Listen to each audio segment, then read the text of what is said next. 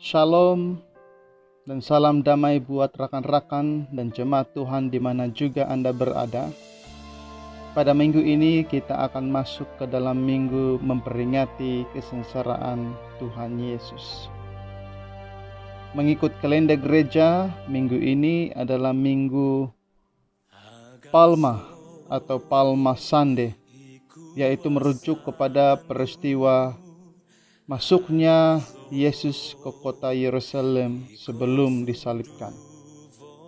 Peristiwa ini boleh kita lihat di dalam keempat Injil, yaitu di dalam Matius bab yang ke-21, Markus 11, Lukas 19, dan Yohanes 12.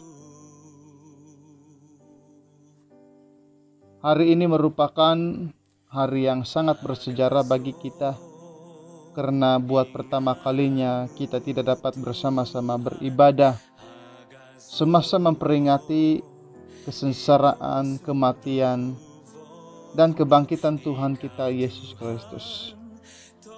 Namun kita juga bersyukur karena dengan keadaan yang sedang kita alami pada masa-masa sekarang ini, hal ini memperingatkan kita bahwa Yesus juga pernah merasakan penderitaan, kesakitan, bahkan mati. Oleh itu, dia pasti dan sangat paham, bahkan tahu keadaan yang kita alami sekarang ini. Pada bulan April ini, kita masuk pada tema yang baru dalam pembelajaran kita akan firman Tuhan, yaitu menyingkap penyelamatan oleh Yesus. Tema ini diangkat sebagai tema pada bulan ini karena kita sama-sama menghayati dan memperingati karya kasih Allah yang besar itu di dalam Yesus Kristus, dan kita memperingati bagaimana Yesus Kristus melalui penyaliban yang dialaminya dalam dunia ini. Seperti mana pada minggu yang lalu saya berkata bahwa Yohanes bab yang ketiga ayat yang ke-16 bukan berbicara tentang kelahiran Tuhan Yesus, tetapi bercakap lebih daripada itu, yaitu tentang Yesus ditinggikan di atas kayu salib seperti ular yang ditinggikan oleh Musa semasa pemberontakan umat Israel di padang gurun.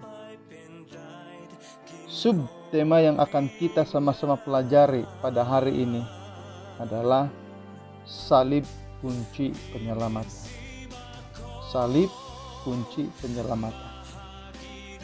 Mari kita membaca firman Tuhan yang diambil dari 1 Petrus bab yang kedua ayat yang ke-23 sehingga ayat yang ke-25. 1 Petrus bab yang kedua ayat yang ke-23 sehingga ayat yang ke-25. Demikian firman Tuhan. Ketika ia dicaci maki, ia tidak membalas dengan mencaci maki. Ketika ia menderita, ia tidak mengancam, tetapi ia menyerahkannya kepada Dia yang menghakimi dengan adil.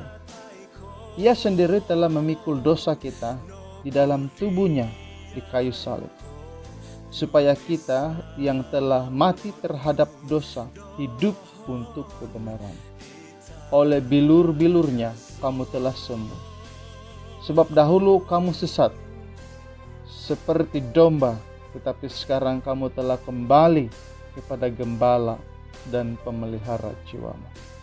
Sebelum kita melanjutkan pembelajaran firman Tuhan kita hari ini, marilah kita berdoa. Kami merindukan lawatan-Mu ya Tuhan terjadi di tengah-tengah kami dimanapun kami berada.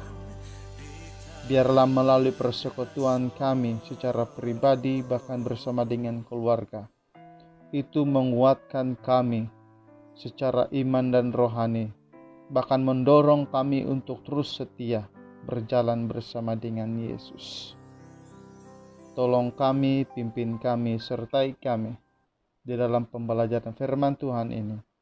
Biar kiranya kami dapat memahami kebenaran firman-Mu melalui pertolongan Roh Tuhan.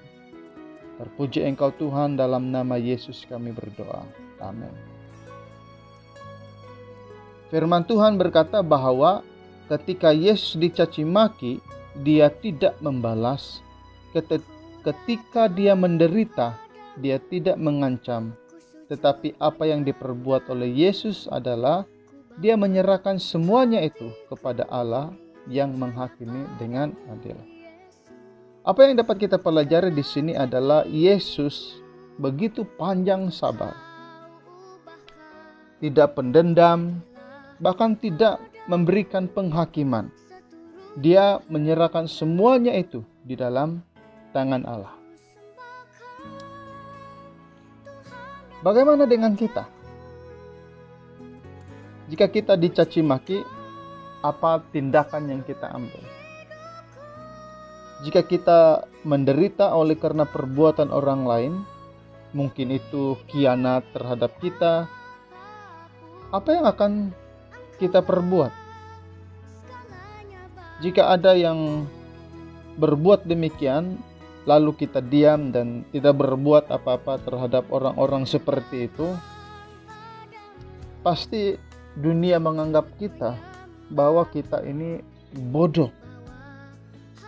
Nanti kepala kita akan dipijak-pijak dan orang akan mempermain-mainkan kita selalu.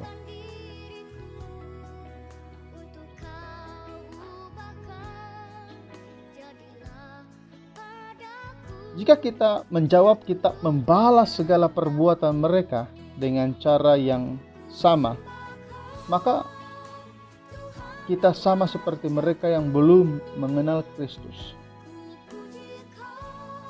Yesus yang dalam keadaan manusia dapat bertahan dengan semuanya itu.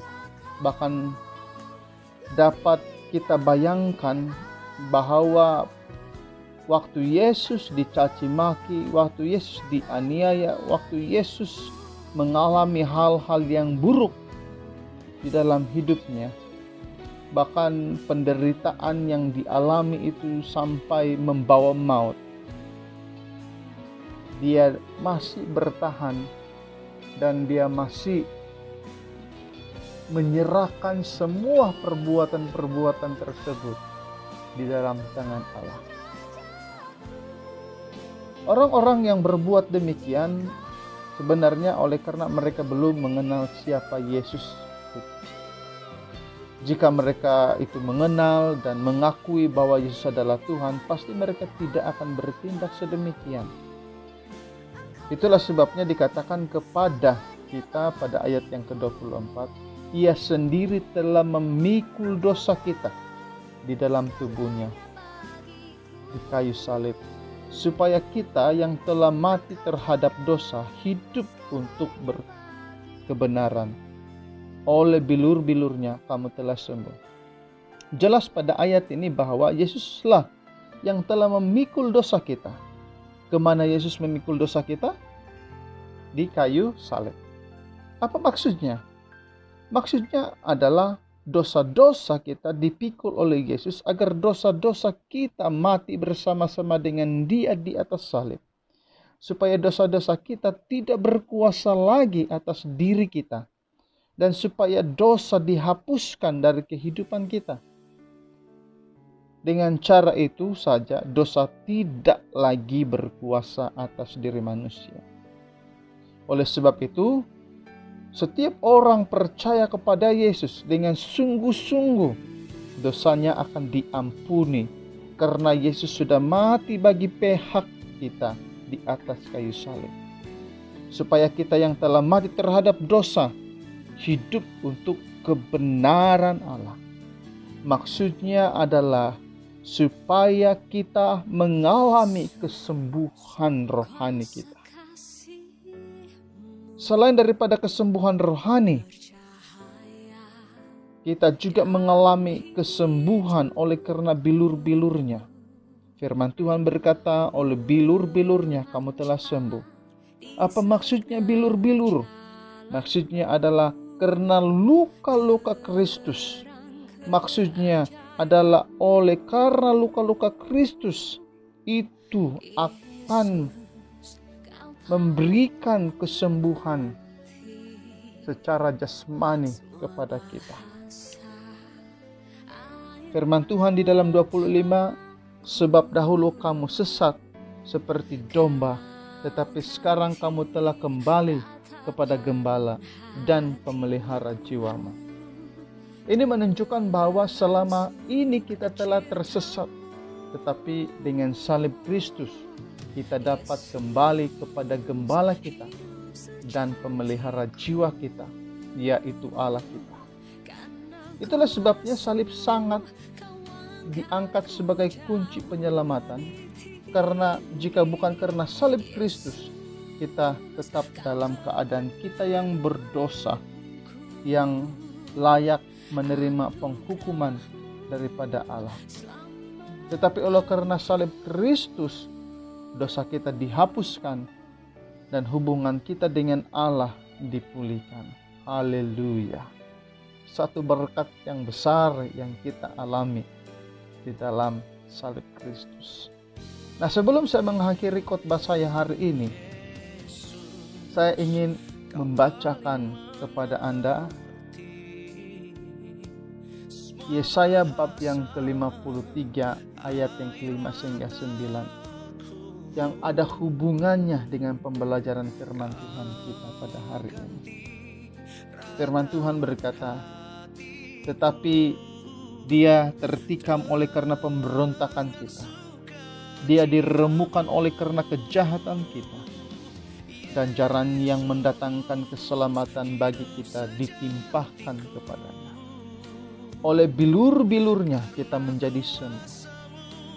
Kita sekalian sesat seperti domba, masing-masing kita mengambil jalannya sendiri. Tetapi Tuhan menimpakan kepadanya kejahatan kita sekalian. Dia dianiaya, tetapi dia membiarkan diri ditindas dan tidak membuka mulutnya, seperti anak domba yang dibawa ke pembantaian. Seperti induk domba yang keluh di depan orang-orang yang menggunting bulunya, ia tidak membuka mulutnya. Sesudah penahanan dan penghukuman, ia terambil, dan tentang nasibnya siapakah yang memikirkannya? Sungguh, ia terputus dari negeri orang-orang hidup, dan karena pemberontakan umatku, ia kena tulah.